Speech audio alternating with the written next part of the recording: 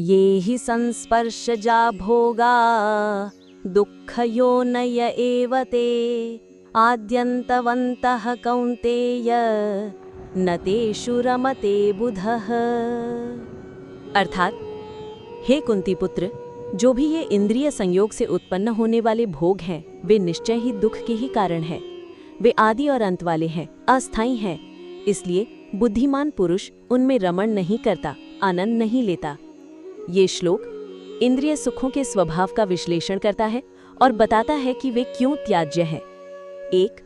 सुखों की प्रकृति। कृष्ण इंद्रिय सुखों के 2 मुख्य दोष बताते हैं।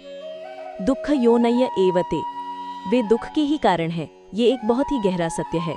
जो सुख इंद्रियों और विषयों के संपर्क से पैदा होता है वो अंततः दुख का ही कारण बनता है। क्यों? उसे पाने के लिए कष्ट उठाना पड़ता है, उसे बनाए रखने के लिए चिंता करनी पड़ती है, और जब वो समाप्त हो जाता है तो दुख होता है। इस प्रकार सुख के आदि, मध्य और अंत तीनों में दुख छिपा है। आद्यांतवन्तः, वे आदि और अंत वाले हैं। कोई भी भौतिक सुख स्थायी नहीं है, उसकी एक शुरुआत होती है और एक अंत होता है।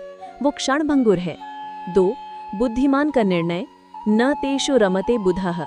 बुधः यानी बुद्धिमान विवेकशील पुरुष इस इंद्रिय सुख की क्षणभंगुर और दुखदायी प्रकृति को समझता है। इस समझ के कारण न तेषु रमते यानी वो उनमें रमण नहीं करता, यानी वो उनमें अपनी खुशी नहीं खोजता। वो जानता है कि ये एक धोखा है। श्लोक का सार। इंद्रिय सुख आकर्षक लगते हैं, लेकिन वो एक जाल हैं। वे क्षणिक हैं और अंततः दुख ही देते हैं।